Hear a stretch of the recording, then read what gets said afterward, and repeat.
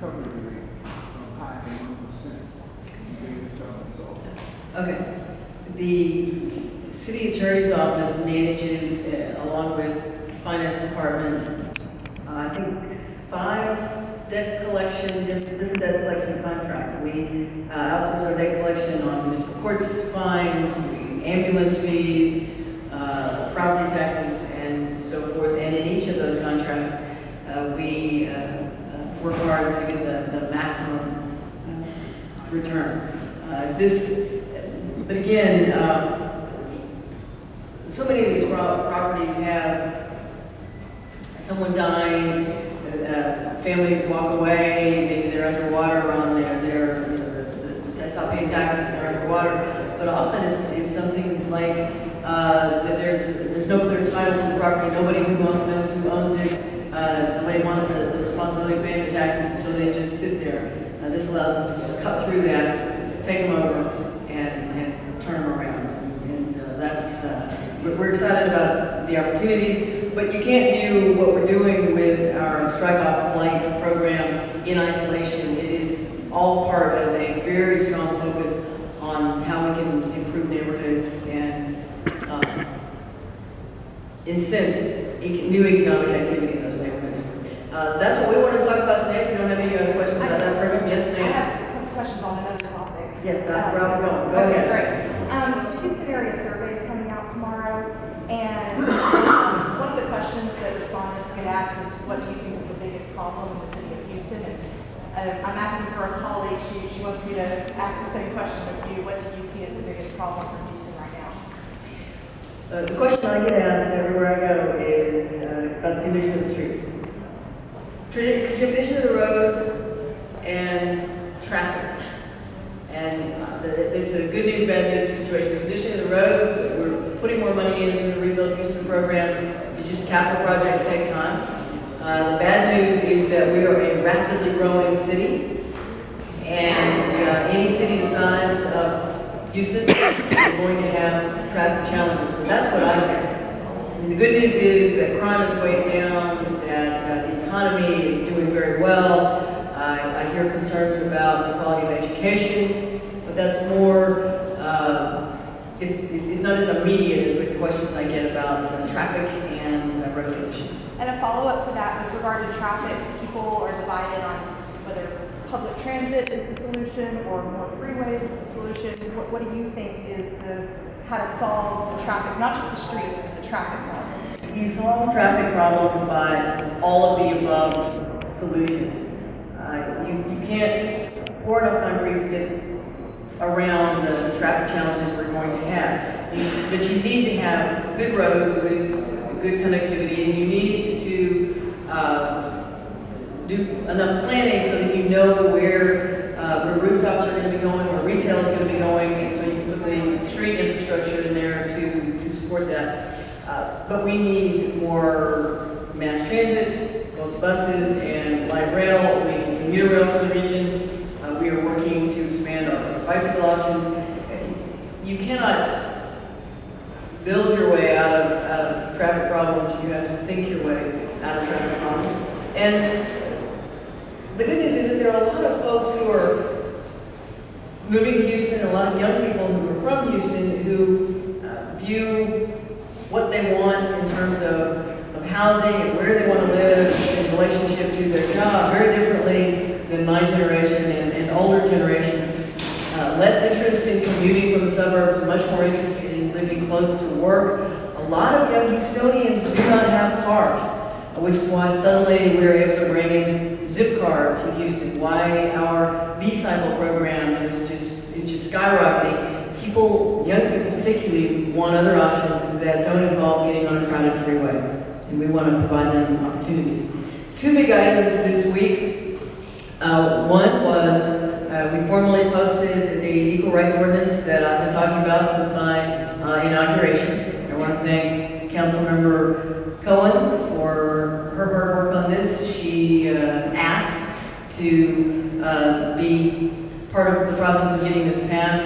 I also appreciate Councilmember Laster and his assist to Councilmember Cohen.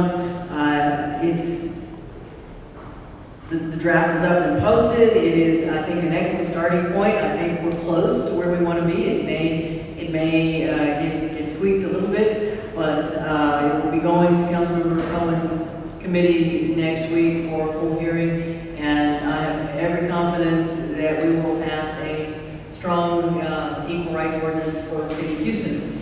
Also this week, actually last week, we posted the ordinance draft for vehicles for hire. We've been kicking that around for since last year. This apparently okay, let's break things. It's Maya. Okay, I'll call out Maya. We have a draft that understand that neither taxi cabs, Uber, or Lyft is happy with, so we must be someplace in the middle there, and we'll move forward from this draft to see what we need to do to get something passed. I do believe that the apps, these person-to-person apps, these smartphone apps, are the technology. It's not just the technology of the future, it is the technology of today. And whether or not we open up our vehicle for hire industry to these new players such as Uber and Lyft, we have to make sure that this technology is incorporated into our ordinances for our existing cab fleets. It's just, the technology is leaped forward, and it so often happens the ordinances at the local level are struggling to keep up. So anybody have questions about either of those two elements? On the vehicles for hire, now that there's a detailed proposal out, it doesn't seem as though the council discussion and the questions that they're asking, whether that's shifted much. Do you think the council is engaging with the details that you put forward? Yesterday's discussion, no. Yesterday's discussion was largely, I would say, charitably off the mark.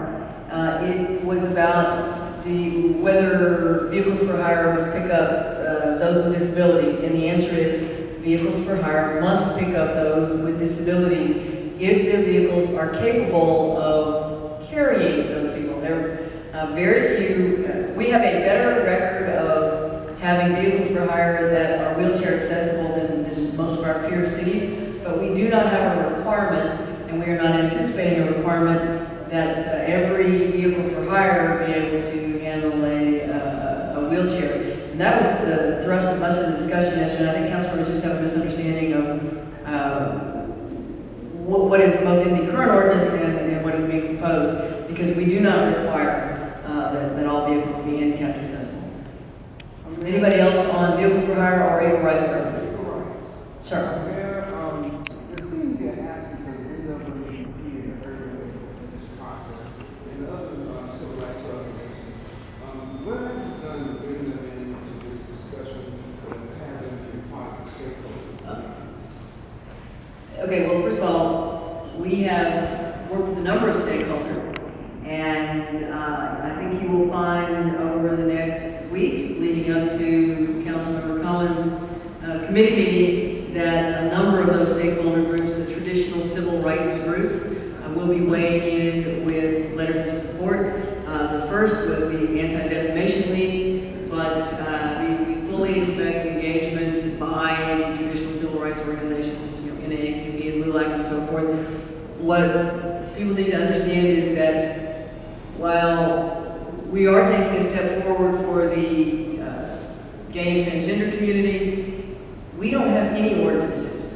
And so we engaged very early on with the traditional civil rights groups to talk to them about the opportunity for the first time to have a local ordinance that protects everyone. And I think you're going to find that they're open to the idea, actually excited about the idea, and that the business community is certainly open to what we have proposed. And I think we're going to have some good dialogue. The ordinance may be tweaked, but I want to formally, publicly thank City Attorney Dave Feldman for the amazing amount of work he put in, because he spent a lot of that time talking to the various stakeholder groups and getting their input and then synthesizing that into the ordinance. An ordinance making process, we never get it exactly the first time, but we wanted to get, particularly for this one, as close as possible to the final product with a lot of stakeholder input before we rolled it up. Anybody have anything on any other issue? Yeah, there have been two quick extensions recently.